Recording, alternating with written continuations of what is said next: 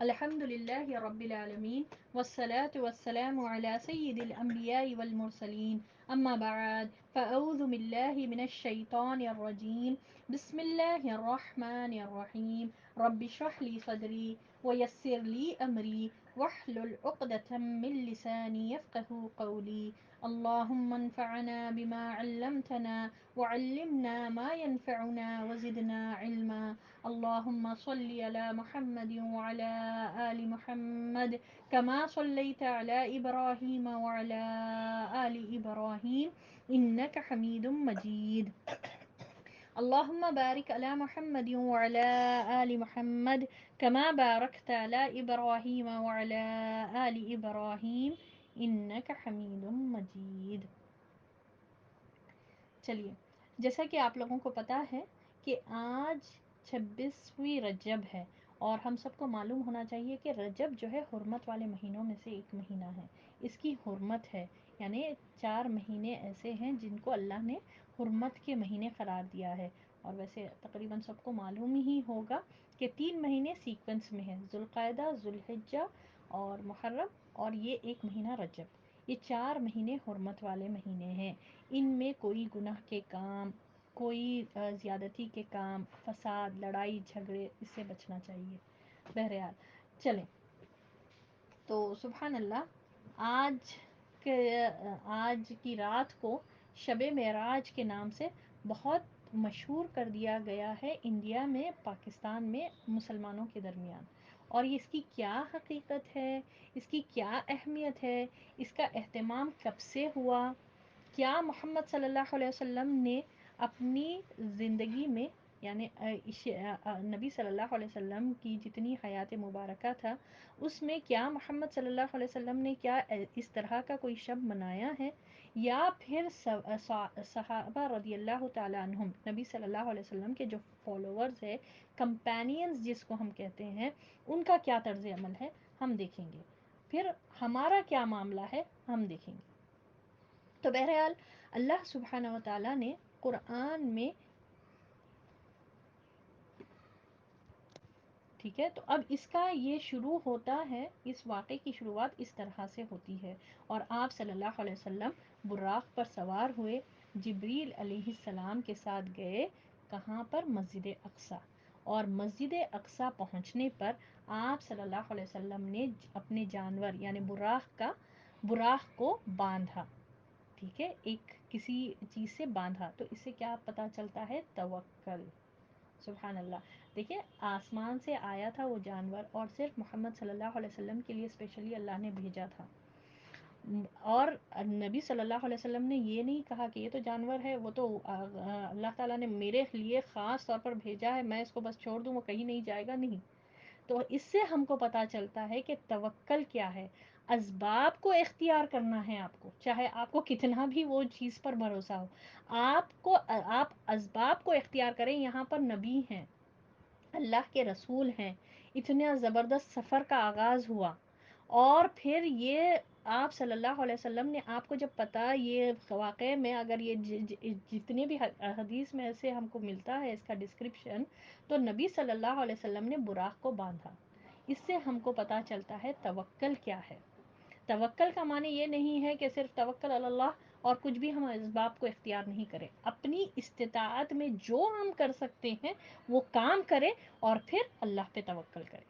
تو نبی صلی اللہ علیہ وسلم نے بھی اس موقع پر اپنے جانور کو، جو براق تھا، اس کو نبی صلی اللہ علیہ وسلم نے باندھا، اور پھر مسجد اقصی میں گئے اور تمام انبیاء کی امامت کرائے. اچھا، یہ واقعہ، یہ جو ہوا تھا، یہ اسراء اور معراج کا واقعہ نبی صلی اللہ علیہ وسلم کے جسم اور روح سے، دونوں سے ہوا. بہت سے لوگوں کا یہ کنفیوژن ہے کہ نہیں نہیں، یہ نبی صلی اللہ علیہ وسلم کا خواب ہے، معاذ اللہ. نہیں، یہ پورا سفر روح اور جسم کا بھی تھا. یعنی آپ صلی اللہ علیہ وسلم یہ باہوش، پورا ہوش مند یہ حالت میں ہوا تھا، کوئی خواب نہیں تھا. اب کیوں خواب نہیں تھا؟ اب آپ دیکھیں، خواب میں ہم عام لوگ بھی جا سکتے ہیں. آپ خواب میں کدھر بھی جا کر آ سکے، آپ سو جائیں، پھر آپ اپنی امیجنیشن میں، اپنے خواب میں آپ US UK بھی جا کر گھوم کر اور بہت سی چیزیں دیکھ کر آ سکتے. تو اس سے ہم کو پتہ چلتا ہے کہ یہ خواب نہیں تھا، یہ یقیناً یہ سفر ہوا، جسمانی سفر ہوا، فزیکلی بھی آپ صلی اللہ علیہ وسلم گئے اور روحانی بھی تھا یہ سفر۔ تو سبحان اللہ، یہ ہم کو ایک چیز کلیئر ہونا چاہیے، کوئی یہ نہ کہے کہ نہیں وہ خواب تھا، وہ گئے ہوا، یہ ریئل خواب تھا، نہیں، یہ خواب بالکل بھی نہیں تھا، یہ ریئل جرنی تھی آپ صلی اللہ علیہ وسلم کی، جس کا اللہ سبحانہ و تعالیٰ نے قرآن میں ذکر کیا ہے۔ سبحان الذی، اگر آپ اس پر غور کریں کہ اللہ کہتا ہے سبحان الذی، پاک ہے وہ ذات جس نے اپنے بندے کو لے گیا مسجد حرام سے مسجد اقصی۔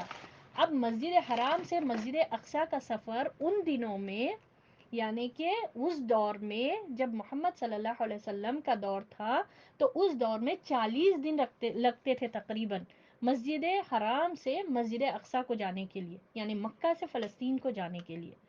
اب اللہ سبحانہ و تعالیٰ کہتا ہے کہ رات کے کچھ حصے میں، یہ پوری رات کا سفر بھی نہیں تھا بلکہ رات کے کچھ حصے میں ہوا یہ۔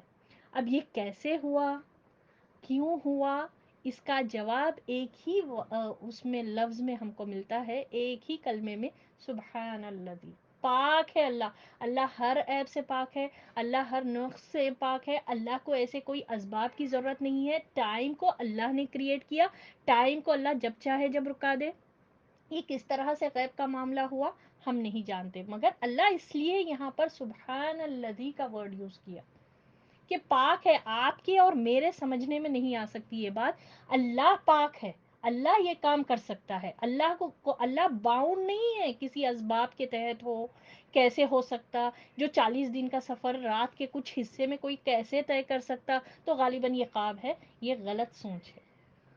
تو یہ خواب نہیں ہے، یہ جرنی، ریئل جرنی ہوئی، اور اللہ کہتا ہے کہ پاک ذات ہے اللہ جس نے اپنے بندے کو لے کر گیا مسجد حرام سے مسجد اقصی پر، اور اس کے لیے اللہ سبحانہ و تعالیٰ نے براق بھیجا، اور وہ براق کے بارے میں آپ لوگوں کو میں بتا دی، اس کی صفت یہ جو ہے نا، گھوڑے سے تھوڑا چھوٹا اور کچر سے تھوڑا بڑا یہ جانور ہے، اور اس پر محمد صلی اللہ علیہ وسلم نے سفر کیا، اس پر بیٹھ کر یہ جرنی کا آغاز کیا۔ بہرحال اب آپ صلی اللہ علیہ وسلم نے اس سفر کا آغاز کیا، اور کیا ہوا کہ جب آپ صلی اللہ علیہ وسلم مسجد اقصی کو پہنچے، براق کو باندھا، اور تمام انبیاء، جتنے بھی انبیاء تھے ان کی امامت ہوئی۔ اور اب آپ دیکھیں، یہ جب یہ بات ہوتی ہے نا، یہ ہمیشہ یاد رکھیں یہ غیب سے ریلیٹڈ ہے، اور غیب کے بارے میں وہاں پر ٹائم فیکٹر ختم ہو جاتا، وہاں پر جو ہے نا ہر معاملہ ختم ہو جاتا، وہ اللہ جانتا ہے کہ غیب کا کیسا معاملہ، کیسے نبیاں وہاں پر جمع ہوئے، کس طرح سے امامت ہوئی، وہ ہم نہیں جانتے، مگر ہمارا یقین ہے، ایمان ہے، یہ ہوا تھا، کیونکہ حدیثوں سے ہم کو یہ پتہ چلتا ہے کہ آپ صلی اللہ علیہ وسلم نے تمام انبیاء کی امامت کی۔ اب اس کے بعد نبی صلی اللہ علیہ وسلم کو جبریل علیہ السلام جو ہے نا وہاں پر اچھا، اس سے پہلے جو ہے نا، نبی صلی اللہ علیہ وسلم کو جب مسجد اقصی پہنچے، آپ صلی اللہ علیہ وسلم کا شرح صدر ہوا، یعنی آپ صلی اللہ علیہ وسلم کا سینہ کھولا گیا، چاک کیا گیا، اور ہم کو پتا ہے کہ آپ صلی اللہ علیہ وسلم کی جب عمر تھی 4 سال کی، تب یہ پہلی بار ہوا، اور دوسری مرتبہ یہ ٹائم پر ہوا، اسراء اور معراج کے وقت نبی صلی اللہ علیہ وسلم کے سینے کو چاک کیا گیا، اور ایک سونے کا برتن جس میں پانی تھا، زمزم کے پانی سے دل کو دھویا گیا، اور پھر دوبارہ اس کو لگایا گیا، ٹھیک ہے۔ ایمان، اور اس میں جو ہے نا ایمان اور جتنی چیزیں تھیں وہ ڈال دی گئیں اللہ کے رسول صلی اللہ علیہ وسلم کے دل میں۔ تو سبحان اللہ، یہ ہے شرح صدر ہونے کا واقعہ۔ پھر اس کے بعد آپ صلی اللہ علیہ وسلم کے سامنے 2 چیز پیش کی گئی، اور وہ ہے دودھ اور شراب، اور ایک روایت میں یہ آتا ہے کہ 3 چیز پیش کی گئی ہے، دودھ، شراب اور شہد۔ تو آپ صلی اللہ علیہ وسلم نے دودھ کو پسند کیا، دودھ کو پسند کیا، تو اس کا مطلب یہ ہے کہ جبریل علیہ السلام نے فرمایا آپ نے فطرت کو پسند کیا، کیونکہ انسان کی فطرت میں ہوتا ہے دودھ سفید ہوتا ہے، اور دیکھتے ہیں جو بھی ہے، تو آپ صلی اللہ علیہ وسلم نے دودھ پیا، تو جبریل علیہ السلام نے کہا کہ آپ نے فطرت کو پسند کیا۔ اب اس کے بعد یہ معراج کا سفر کا آغاز ہوا، مسجد اقصی سے آپ صلی اللہ علیہ وسلم نے 7 آسمانوں کا سیر کیا۔ اب ساتوں آسمانوں کا سیر کیسے ہوا؟ اب اس میں بھی آپ دیکھیں نبی صلی اللہ علیہ وسلم نے فرمایا زمین سے لے کر جو پہلے آسمان تک کا اگر پہنچ جائیں گے کوئی تو وہاں پر 500 سال کی مسافت ہے، 500 ایئرس کی کنٹینیوس ٹریولنگ، اتنا ڈسٹینس ہے۔ تو اب ہم نہیں سمجھ سکتے یہ کیسا ہوا، تو پھر وہی بات، یہ غیب سے ریلیٹڈ ہے، یہاں پر کوئی ٹائم فیکٹر نہیں رہتا، اور یہ اللہ کی طرف سے ہوا یہ، اور یہاں پر سبحان اللہ، اللہ پاک ہے، اللہ تعالیٰ کوئی باؤنڈ نہیں ہے اسباب کے تحت یا وقت کے تحت، نہیں یہ اب ہونا ہے، نہیں ہے۔ تو بہرحال اب یہ فرسٹ آسمان پر نبی صلی اللہ علیہ وسلم پہنچے، اور آپ صلی اللہ علیہ وسلم جبریل علیہ السلام کے ساتھ تھے، براق پر تھے، اور پھر آپ صلی اللہ علیہ وسلم جب وہاں پر پہنچے تو جبریل علیہ السلام نے دروازہ کھٹکھٹایا، نوک کیا، اس سے پتہ یہ چلتا ہے کہ آسمانوں کے دروازے ہیں، اور پھر تو فرشتوں نے وہاں سے جو فرسٹ آسمان کے جو سیکیورٹی گارڈز ہیں، جو فرشتے ہیں، ان لوگوں نے پوچھا کون ہے، تو جبریل علیہ السلام نے کہا میں جبریل ہوں، اور پھر آپ کے ساتھ کون ہے، تو کہا کہ محمد صلی اللہ علیہ وسلم ہے، کیا خود آئے ہیں یا بلوائے گئے ہیں؟ تو جبریل علیہ السلام جواب دیتے ہیں بلوائے گئے ہیں، یعنی اللہ نے بلایا ہے، اور پھر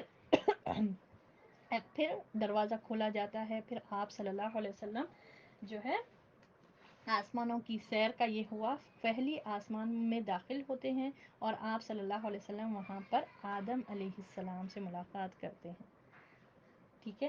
تو آدم علیہ السلام کیسے ہیں؟ بہت طویل، ٹھیک ہے، بہت طویل شخصیت، اتنے لمبے ہیں۔ جب ملاقات ہوئی تو پہلے تو جو ہے نا سلام کرے نبی صلی اللہ علیہ وسلم، آدم علیہ السلام نے سلام کا جواب دیا، وعلیکم السلام ورحمۃ اللہ وبرکاتہ بیٹے، کیونکہ آدم علیہ السلام ابو البشر ہیں، تو اتنے طویل شخص ہیں۔ اور پھر آدم علیہ السلام کو نبی صلی اللہ علیہ وسلم نے دیکھا کہ وہ ایک دائیں سائڈ دیکھتے، رائٹ سائڈ دیکھتے تو بہت خوش ہوتے، اور جب لیفٹ سائڈ دیکھتے تو وہ رونے لگتے، تو نبی صلی اللہ علیہ وسلم جبریل علیہ السلام سے پوچھتے اے جبریل یہ کون ہے؟ تو جبریل علیہ السلام بتاتے یہ آدم علیہ السلام ہیں، اور یہ کیوں ایسا کر رہے ہیں، یعنی رائٹ سائڈ دیکھے تو خوش ہوتے ہیں اور لیفٹ سائڈ دیکھے تو روتے ہیں، تو یہ جنت میں اپنی اولاد کو دیکھ کر خوش ہوتے ہیں، اور جہنم میں جو جانے والے ہیں ان کو دیکھ کر روتے ہیں۔ پھر اب یہ ہوا، پھر اب اس کے بعد سفر جاری رہا، اور پھر کنٹینیوشن میں سیکنڈ آسمان کو پہنچے۔ سیکنڈ آسمان پر جب پہنچے تو آپ صلی اللہ علیہ وسلم کی ملاقات دو خالصات بھائیوں سے، جو حضرت یحییٰ بن زکریا اور حضرت عیسیٰ بن مریم علیہم السلام ہیں، ان دونوں سے ملاقات ہوئی، اور انہیں سلام کیا، نبی صلی اللہ علیہ وسلم نے سلام کیا، اور دونوں نے جواب دیا، مرحبا کہا، اور نبوت کا اقرار کیا کہ آپ محمد صلی اللہ علیہ وسلم اللہ کے نبی ہیں، اللہ کے رسول ہیں، دونوں نے اقرار کیا۔ کون کون؟ یحییٰ اور عیسیٰ علیہم السلام۔ پھر تیسرے آسمان سے لے جایا گیا، وہاں آپ صلی اللہ علیہ وسلم کی ملاقات یوسف علیہ السلام سے ہوئی، وہاں انہوں نے دیکھا کہ یوسف علیہ السلام واقعتاً بہت خوبصورت ہے، جس کا ذکر اللہ تعالیٰ نے سورہ یوسف میں فرمایا ہے کہ بہت خوبصورتی ہے، اور حدیث میں آتا ہے کہ اللہ سبحانہ و تعالیٰ نے ان کو آدھا حسن دیا ہے۔ تو پھر اس کے بعد آپ صلی اللہ علیہ وسلم نے انہیں بھی سلام کیا، انہوں نے بھی مرحبا کہا، سلام کا جواب دیا اور مرحبا کہا، اور آپ کی نبوت کا اقرار کیا۔ پھر چوتھے آسمان پر لے جایا گیا، وہاں حضرت ادریس علیہ السلام سے ملاقات ہوئی، اور انہوں نے بھی سلام کا جواب دیا، پھر مرحبا کہا اور نبوت کا اقرار کیا۔ پھر پانچویں آسمان پر لے جایا گیا، وہاں ہارون علیہ السلام جو موسیٰ علیہ السلام کے بھائی ہیں ان سے ملاقات ہوئی۔ پھر چھٹے آسمان پر لے جایا گیا، وہاں پر حضرت موسیٰ بن عمران یعنی موسیٰ علیہ السلام سے ملاقات ہوئی جو کلیم اللہ ہیں، وہاں ملاقات ہوئی، انہوں نے بھی موسیٰ علیہ السلام، نبی صلی اللہ علیہ وسلم نے ان کو بھی سلام کیا۔ اس سے کیا پتہ چلتا؟ سلام کی اہمیت۔ دیکھیں آپ کو یہ بتانے کا مقصد یہ ہے کہ ہوا کیا، یہ اس کی کیا امپورٹنس ہے، تو سبحان اللہ یہاں یہ اتنا جو ہے نا بڑا سفر، اتنا اہم سفر ہوا تھا، اور یہاں پر ہم کو جو اہمیت پتہ چلتی ہے وہ سلام کی، اور کیا پتہ چلتا کہ داخل ہونے والا سلام کرے۔ یہاں پر ہر آسمان پر محمد صلی اللہ علیہ وسلم جب جب انٹر ہو رہے ہیں سلام کر رہے ہیں۔ اور وہاں سے جو جس سے ملاقات ہو رہی ہے وہ لوگ سلام کا جواب دے رہے ہیں اور نبوت کا اقرار بھی کر رہے ہیں کہ آپ واقعتاً اللہ کے رسول ہیں۔ اور پھر بہرحال پھر چھٹے آسمان پر موسیٰ علیہ السلام سے ملاقات ہوئی۔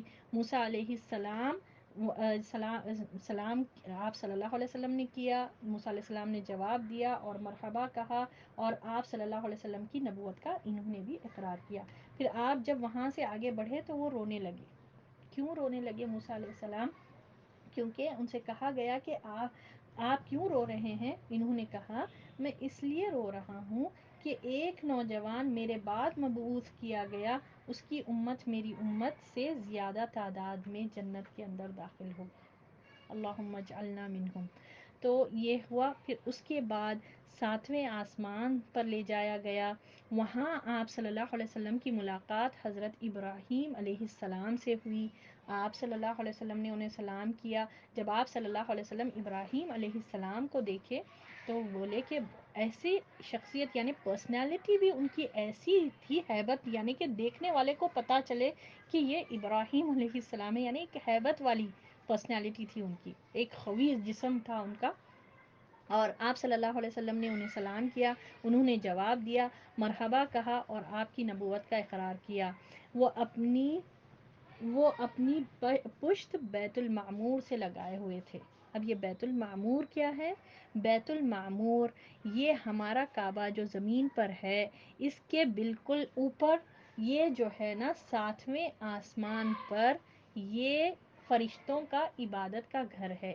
اس کے بارے میں آتا ہے نبی صلی اللہ علیہ وسلم نے فرمایا روز ڈیلی ہر دن اس بیت المعمور میں 70,000 فرشتے داخل ہوتے ہیں اور پھر قیامت تک ان کی باری نہیں آتی۔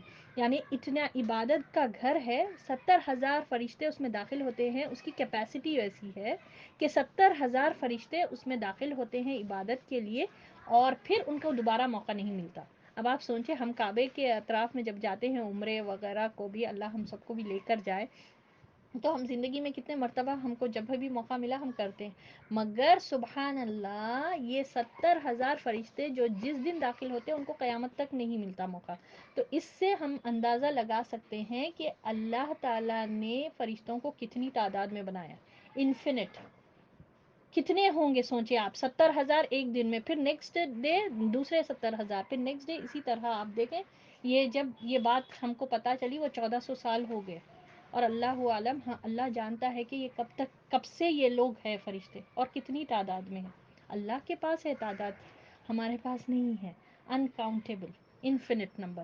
چلے تو پھر وہاں پر بیت المعمور یہ جگہ، یہ جو عبادت کی جگہ ہے، یہاں پر ابراہیم علیہ السلام اپنی پیٹھ اپنی پشت لگائے بیٹھے ہوئے ہیں اللہ کی تسبیح کرتے ہوئے، اللہ اکبر۔ اب اس کے بعد پھر آپ صلی اللہ علیہ وسلم کو سدرۃ المنتہا تک لے جایا گیا، اس کے پتے ہاتھی کے کان جیسے تھے، یعنی کہ آپ صلی اللہ علیہ وسلم اس کو ڈسکرائب کر رہے ہیں سدرۃ المنتہا، جس کا ذکر ہم کو سورۃ النجم کی سٹارٹنگ کی آیتوں میں ملتا ہے کہ سدرۃ المنتہا یہ کیا ہے۔ یہ صدر کہتے ہیں، یہ صدر کے معنی ہے بیری، بیری کا درخت، یہ دنیا کی بیری کا درخت نہیں ہے، ٹھیک ہے، اس سے کمپیئر نہ کریں، وہ ساتویں آسمان پر موجود ہے۔ وہ اللہ تعالیٰ کی شان کیسی ہوگی وہاں پر جو ہے نا ساتویں، وہاں پر حد ہے، جبریل علیہ السلام یہ جو فرشتوں کے لیڈر ہے وہ بھی اس کے آگے نہیں جا سکتے، یہاں لاسٹ حد ہے، اس کے آگے کوئی نہیں گیا سوائے محمد صلی اللہ علیہ وسلم کی۔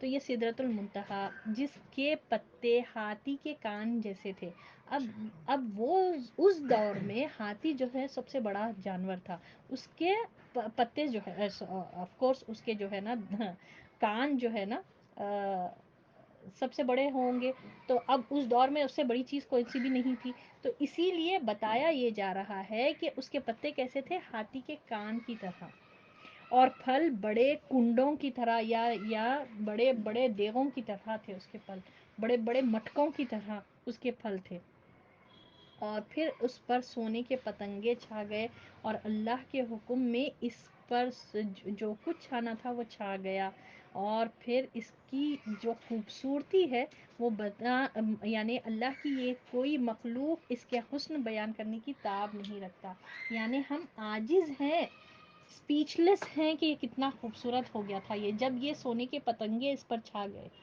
اور سبحان اللہ، محمد صلی اللہ علیہ وسلم کو جب یہ سفر جب یہ ہوا، جب یہ سدرۃ المنتہا بتایا گیا، اس کے بارے میں اللہ نے فرمایا کہ نہ آنکھ نے کچھ اس سے بڑھ کر دیکھا، جتنا اللہ دکھا رہا تھا وہ برابر وہ اس کو دیکھتے رہے، ایسا نہیں کہ یہ کہاں آ گئے، یہ جس میں اب معذرت کے ساتھ بہت سے لوگوں کی عادت ہوتی ہے کہ اگر کسی اچھے گھر میں چلے گئے تو بہت سے لوگوں کی عادت ہوتی ہے کہ گھر میں جھانکنے کی کوشش کرتے ہیں، کمروں میں جھانکتے ہیں، پھر کچھ کھول کر دیکھتے ہیں کہ کیا اندر رکھا ہوا ہے، یہ غلط ہے۔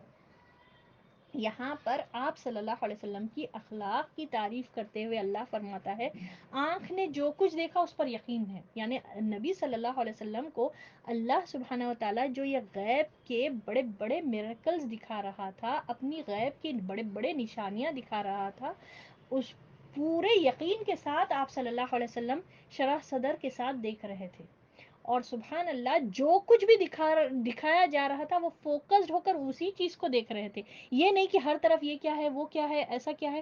اب جبریل علیہ السلام نہیں ہے، اب جبریل علیہ السلام کے بعد اب نبی صلی اللہ علیہ وسلم نے یہ سفر اکیلے طے کیا، اللہ اکبر۔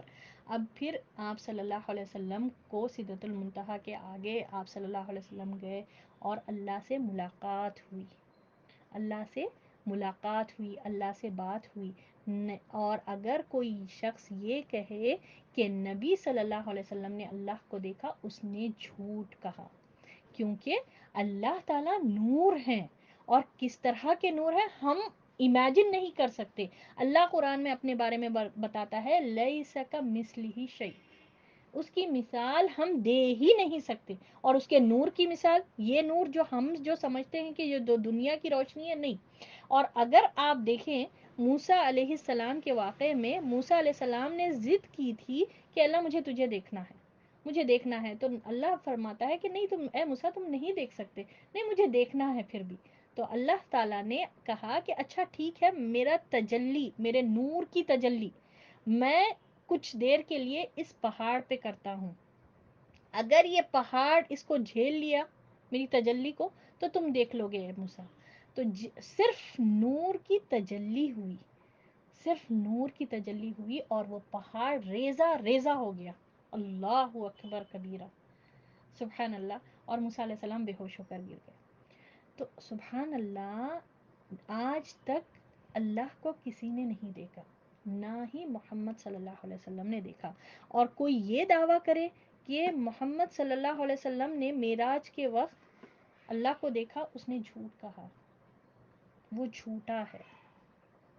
تو صرف حجاب سے بات ہوئی تھی، اور وہ ہے اللہ کا حجاب نور ہے، نور کے بعد اللہ تعالیٰ ہے، وہ نور جو حجاب ہے اللہ کا وہ پورا کمپلیٹ نور ہے، اس کو ہی دیکھنا بہت بڑی بات ہے، اللہ کا حجاب پورا کمپلیٹ، اور وہ یہ روشنی ہم جو امیجن کرتے وہ روشنی نہیں ہے۔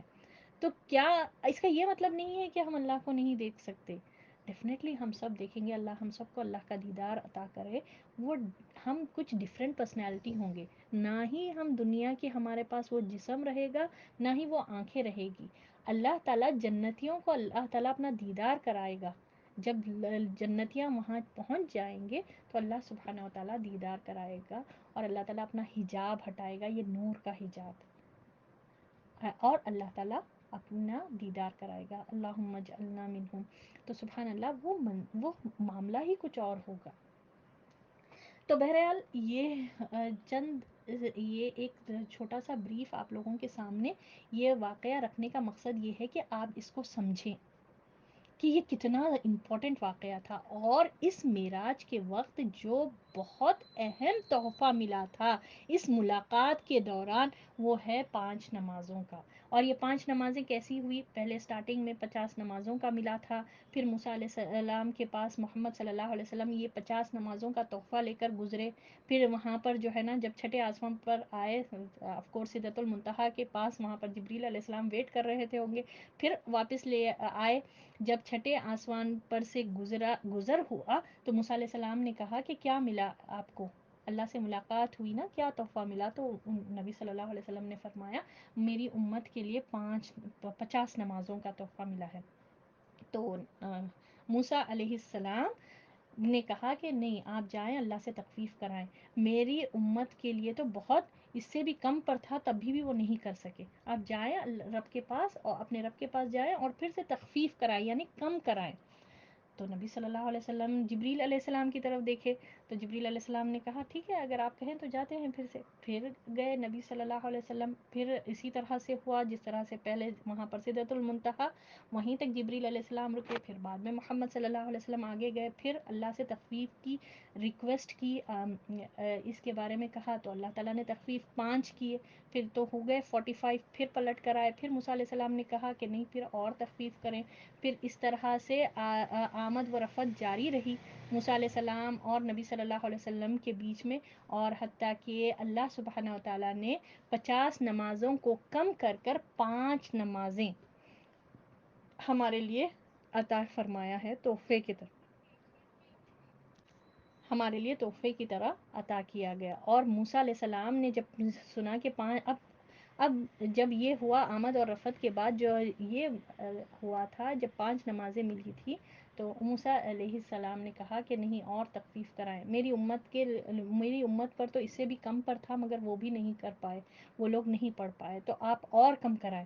تو نبی صلی اللہ علیہ وسلم نے فرمایا مجھے میرے رب سے اب حیا آتی ہے کہ اب اس سے کم میں نہیں کرنے جاؤں گا، اب مجھے میرے رب سے حیا آتی ہے۔ اور حیا کے یہاں پر معنی اب آپ دیکھیں نبی صلی اللہ علیہ وسلم نے کون سے کانٹیکس میں لیا ہے کہ اللہ سے حیا، انسان کو ہم حیا کا کچھ اور ہی مفہوم سمجھتے ہیں، وہ بھی ہے مگر حیا کا بہت وسیع مفہوم ہے یہاں پر، جو نبی صلی اللہ علیہ وسلم نے کہا کہ مجھے اب میرے رب سے حیا آتی ہے، میں اب نہیں اور نہیں کم کراتا۔ تو اللہ تعالیٰ نے آواز دی، اللہ تعالیٰ نے فرمایا میرے یہاں بات بدلی نہیں جاتی، اللہ تعالیٰ جو کہتا ہے وہ بات بدلتی، اللہ تعالیٰ کبھی نہیں بدلتا۔ اور اللہ تعالیٰ نے فرمایا کہ جو شخص دن کے 5 نمازیں ادا کرے گا اس کو 50 نمازوں کے ثواب کے برابر ملے گا۔ اللہ اکبر کبیرہ۔ تو یہ نماز کی اہمیت بتانے کا مقصد ہے، یہ اتنی بڑی ملاقات، اتنی اہم ملاقات میں جو تحفہ ملا تھا وہ نماز کا، اور موسیٰ علیہ السلام کے ساتھ جو آمد رفت، جو کنورزیشن ہوئی، جو بات چیت ہوئی، جو یہ تخفیف کا معاملہ ہوا، ایسا نہیں ہے کہ اللہ کے علم میں نہیں تھا، اللہ کے علم میں تھا، اللہ کو معلوم تھا، مگر یہ اللہ تعالیٰ نے یہ چیز کروایا، یہ حکمت کے تحت ہوا۔ تو ہم یہ نہیں کہہ سکتے کہ اچھا یہ تخفیف اللہ تعالیٰ پہلے 50 دیا تھا تو ہاں اللہ کو نہیں معلوم تھا، اللہ کو معلوم تھا۔ اللہ تعالیٰ یہ چیز حکمت کے تحت کہ 5 وقت کی نماز جو بندہ، جو مسلمان ادا کرے گا اللہ سبحانہ و تعالیٰ اس کو 50 نمازوں کا ثواب دیں گے۔ اللہ اکبر۔ تو کہنے کا مقصد، یہ پورا آپ کے سامنے رکھنے کا مقصد، اصل اہم چیز جو ہے وہ ہے نماز۔ اب یہ نماز کو ہم کتنا تحفے کی طرح سمجھتے ہیں اور اس کو کتنا ہم اہمیت دیتے ہیں۔ اب آپ دیکھیں نمازیں ہماری کیسی ہیں، اور اللہ سبحانہ و تعالیٰ نے قرآن میں فرمایا ہے، اس کے بعد اللہ فرماتا ہے کہ ایسی قوم آئی جو بہت زیادہ اللہ کا تقوی اختیار کرنے والی تھی، مگر اس کے بعد اللہ تعالیٰ نے ایسی قوم کو بھیجا جو اس کے ایسے وارث ہوئے جس نے نمازوں کو ضائع کیا۔ اللہ ہم کو ان لوگوں میں ہرگز نہ شمار فرمائے۔ اور اسی کے تعلق سے اللہ تعالیٰ فرماتا ہے فویل للمصلین، ہلاکت ہے، بربادی ہے ایسے نماز پڑھنے والوں کے لیے۔ نمازیوں کا ذکر ہے وہاں، مسلین کیسے لوگ ہیں جو نماز کو ضائع کرے، جو نماز کو وقت پہ نہیں پڑھے، کبھی پڑھے کبھی چھوڑے، 2 پڑھے 3 کو چھوڑے، سبحان اللہ. اب آپ سوچیں یہ نماز کا یہ بولنے کا مقصد یہ ہے کہ یہ معراج کے وقت ہم کو اتنا بڑا تحفہ ملا. اب آتے ہیں کہ ہمارے معاشرے میں جو عام طور پر اس کے تعلق سے جو ہے کہ کیا بتایا جاتا ہے کہ یہ اتنا امپورٹنٹ واقعہ ہے. اب ہم آتے ہیں اس کی اصل پر. یہ شب معراج ہمارے پاس جو عام ہے، شب کہتے ہیں رات کو، معراج کہتے ہیں، یہ معراج یعنی عرج سے ہے، یہ جو بلندی کی طرف اللہ تعالیٰ نے جو نبی صلی اللہ علیہ وسلم کو آسمانوں کا سفر کرایا. اور اسرا کہتے ہیں رات کے کچھ حصے میں، نائٹ جرنی، رات کے کچھ حصے کا سفر کو ہم اسرا کہتے ہیں. تو نائٹ جرنی یہ ہے، اسرا اور معراج ہے، وہاں سے مسجد اقصیٰ سے لے کر آسمانوں کا جو سفر ہے اس کو معراج کہتے ہیں. تو اب اس کے تعلق سے پہلے تو ہمارے پاس کوئی طے شدہ بات نہیں ہے کہ یہ 27 رجب کو ہوا. کچھ مفسرین یہ کہتے ہیں، کچھ لوگ یہ بیان کرتے ہیں کہ یہ شاید مدنی دور میں ہوا. کچھ لوگ یہ کہتے ہیں نہیں ہجرت سے پہلے ہوا. کچھ کہتے ہیں ہجرت سے 16-18 مہینے پہلے ہوا. کچھ کہتے ہیں نہیں نبوت ملنے کے کچھ سالوں کے بعد ہوا. ہم لوگوں نے سیرت میں پڑھا یہ طائف کے بعد ہوا، مگر ڈیٹ کوئی کنفرم نہیں ہے. کچھ لوگ کہتے ہیں 17 ربیع الاول. صحیح سن رہے ہیں آپ، 17 ربیع الاول. کچھ کہتے ہیں 27 رجب کو ہوا، اور کچھ کہتے ہیں دیکھیں یہاں پر اور یہ بھی ہے، کچھ کہتے ہیں 17 رمضان کو ہوا. 12 نبوت کا سال چل رہا تھا. تو بات بولنے کا مطلب یہ ہے کہ کوئی طے شدہ ڈیٹ ہمارے پاس موجود نہیں ہے. اور اس دور میں اگر آپ یاد رکھیں 1400 سال پہلے جب یہ واقعات ہو رہے تھے، وہاں پر تاریخ، ڈیٹ، تاریخ ان دا سینس ڈیٹ کی کوئی اہمیت نہیں تھی.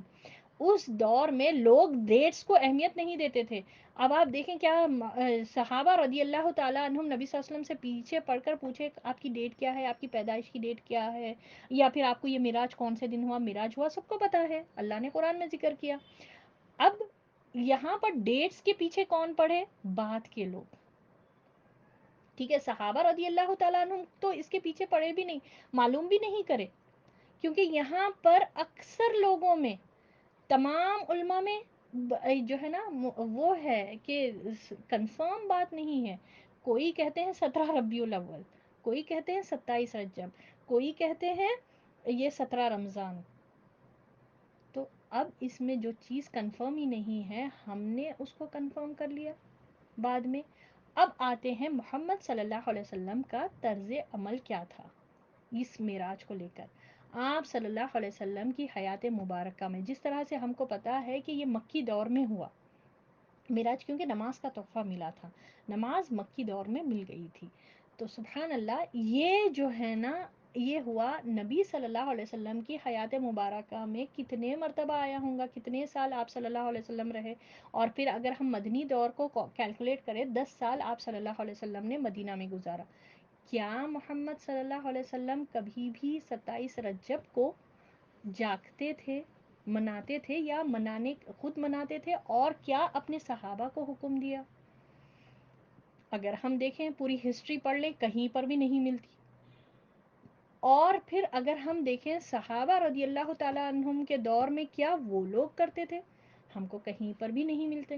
بڑے بڑے خلفائے راشدین کے پورے پورے بکس، اوتھینٹک حدیثیں پورے موجود ہیں، کسی کو معلوم نہیں ہے. اگر معلوم ہے تو اختلاف کے ساتھ کہ کب ہے پتہ نہیں. اور ہم مخصوص کر لیں، ایک دن فکس کر لیں، اور اس دن راتوں کو نمازیں بھی فکس کر لیں. اور پھر یہ کہاں سے ہم کو ملا؟ یہ بعد کے لوگوں نے، بعد کے لوگ جو ہے نا اپنے اپنے اطراف کے لوگوں سے انسپائر ہوئے اور اس چیزوں کو شروع کیا اور اس کو دین کا حصہ بنا لیا. جبکہ اللہ سبحانہ و تعالیٰ سورۃ المائدہ میں فرماتا ہے الیوم اکملت لکم دینکم. آج کے دن، آج کا دن کون سا ہے؟ وہ عرفات کا دن، 9 ذی الحجہ، جب محمد صلی اللہ علیہ وسلم کا حجۃ الوداع تھا. آج کے دن میں نے دین کو مکمل کر دیا. اب اس میں ایڈیشن اور سبٹریکشن کی کوئی ضرورت نہیں. اور اسی حجۃ الوداع کے موقع پر محمد صلی اللہ علیہ وسلم نے تمام لوگوں کے بیچ میں، کتنے تھے؟ تقریباً 1.25 لاکھ کا مجموعہ تھا، ان سب کے سامنے آپ صلی اللہ علیہ وسلم نے پوچھا حل بلغتو، کیا میں نے پہنچا دیا؟ تو سب نے جواب دیا آپ نے نصیحت، وصیحت، نبوت کا ہر وہ عمل پورا کیا۔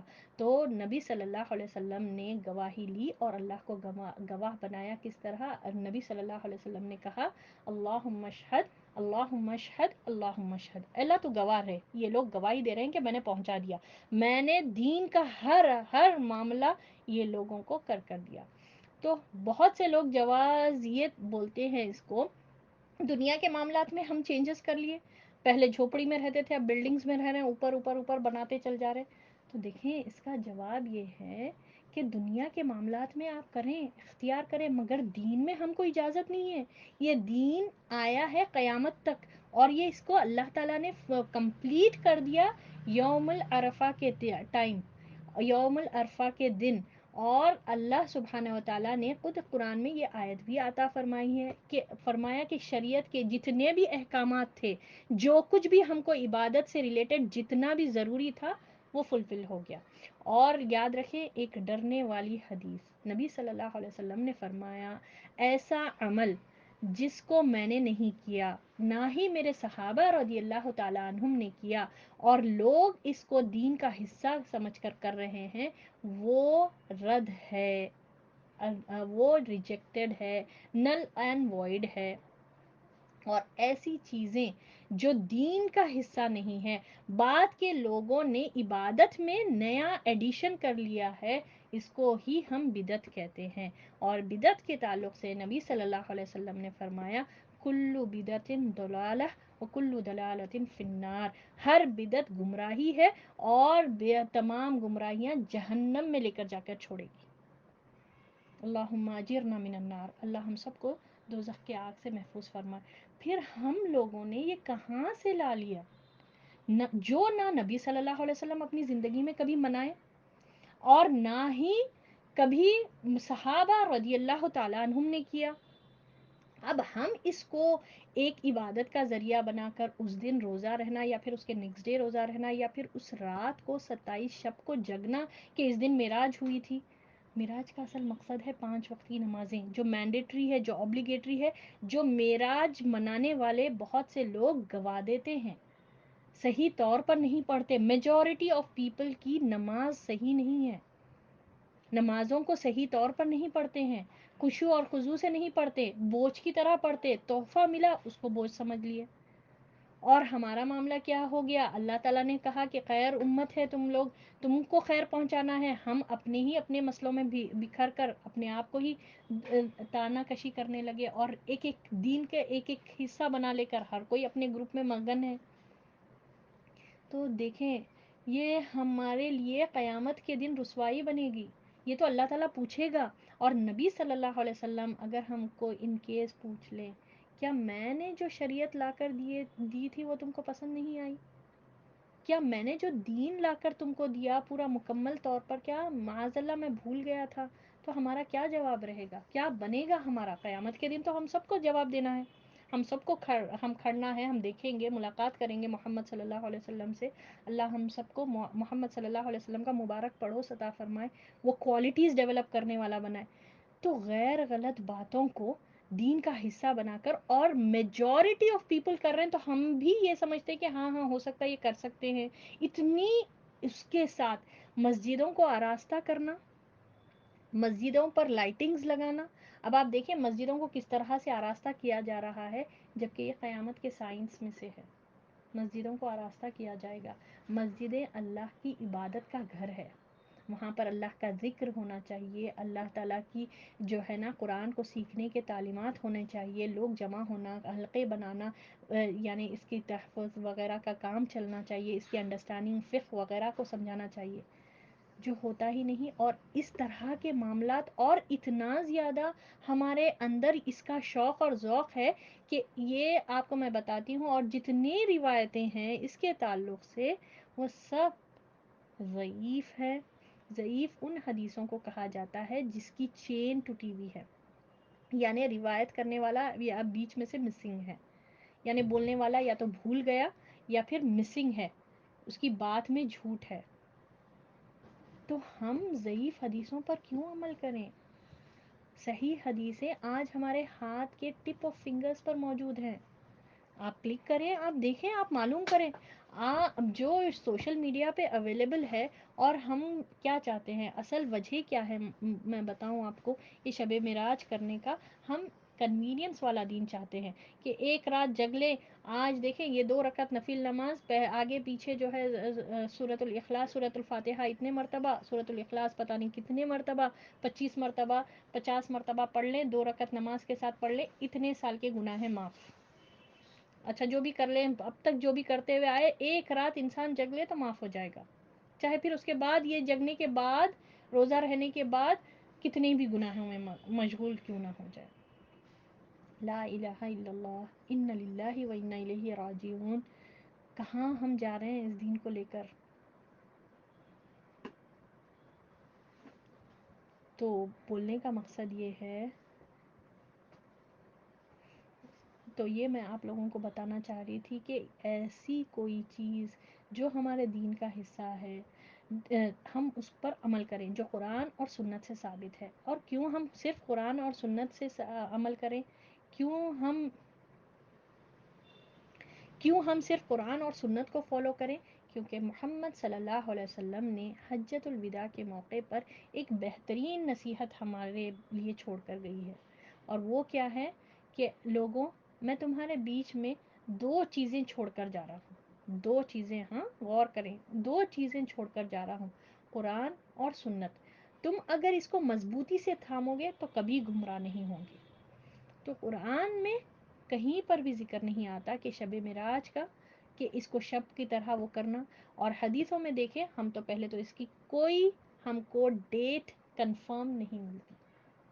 تو ایسی چیز جس میں ڈاؤٹ ہے، جس میں معلوم ہی نہیں ہے، جو دین کا حصہ ہی نہیں ہے، جو نبی صلی اللہ علیہ وسلم نے کبھی کہا نہیں، نہ کبھی عمل کر کے بتایا، نہ صحابہ رضی اللہ تعالیٰ عنہم جو سابقون اولون تھے رضی اللہ تعالیٰ ان کے بارے میں فرماتا ہے رضی اللہ عنہ ورضوا عنہ، اللہ ان سے راضی ہو گیا اور وہ اللہ سے راضی ہیں.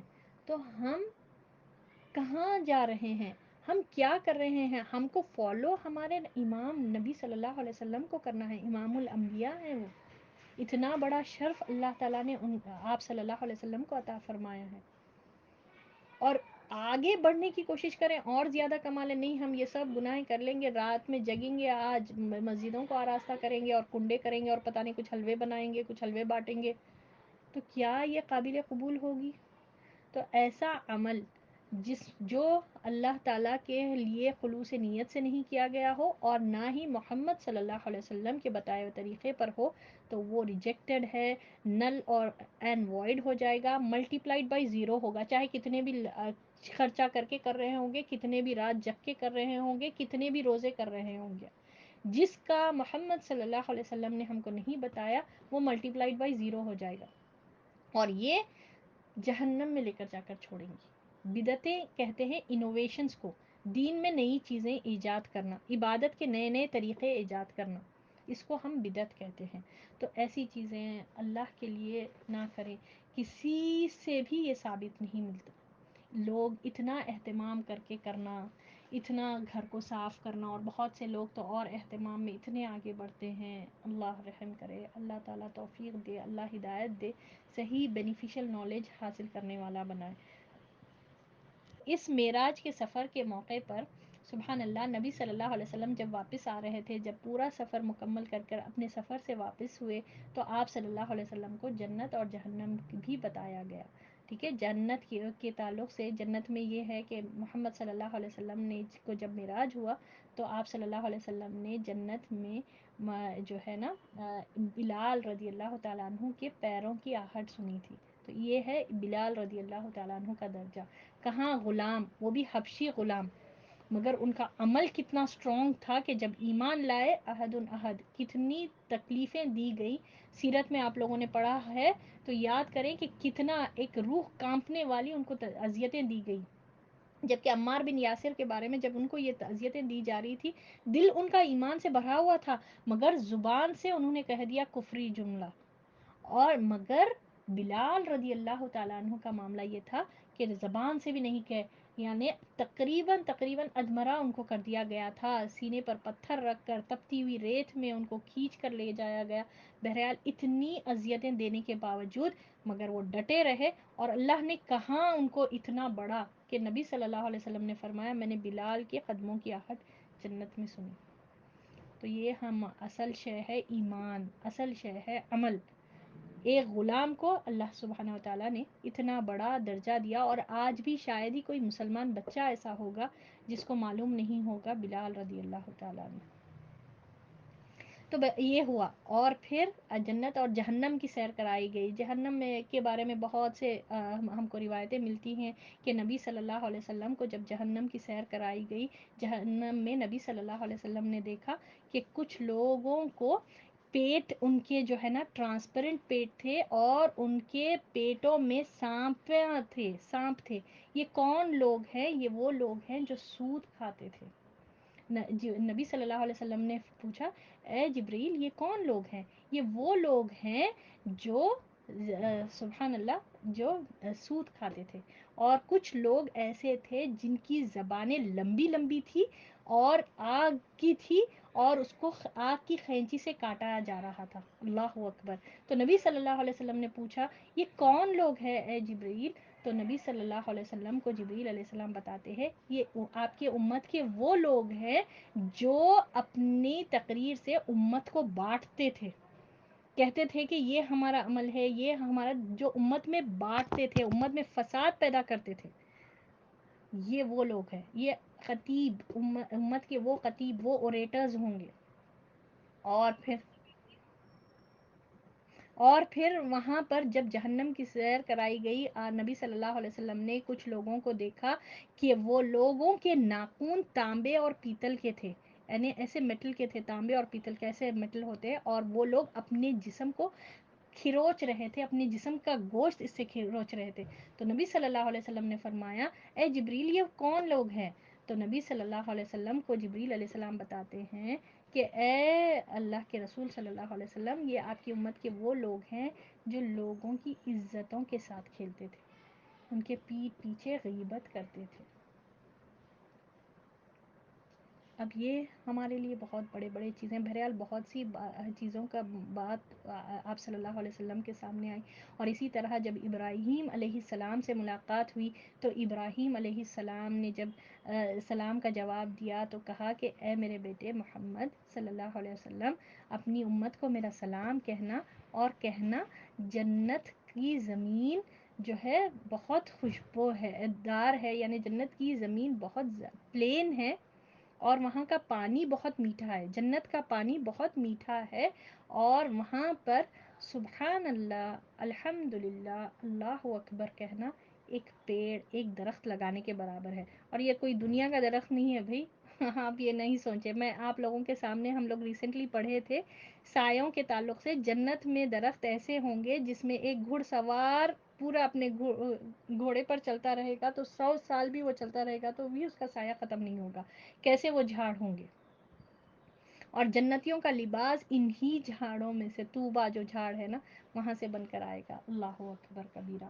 تو سبحان اللہ کہنا، الحمد للہ کہنا، اللہ اکبر کہنا یہ جنت میں ایک درخت لگانے کے برابر ہے. یہ ہے اصل شے.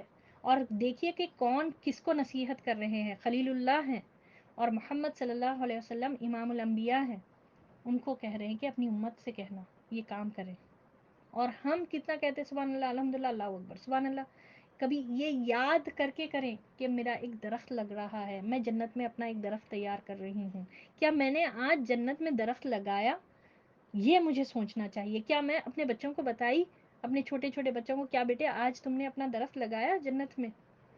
یہ ہے اصل چیزیں کرنے کی، نہ کہ دوسرے چیزوں میں. ہم کہاں مشغول ہو گئے ایسی چیزیں جہاں پر ہم کو سوال ہوگا.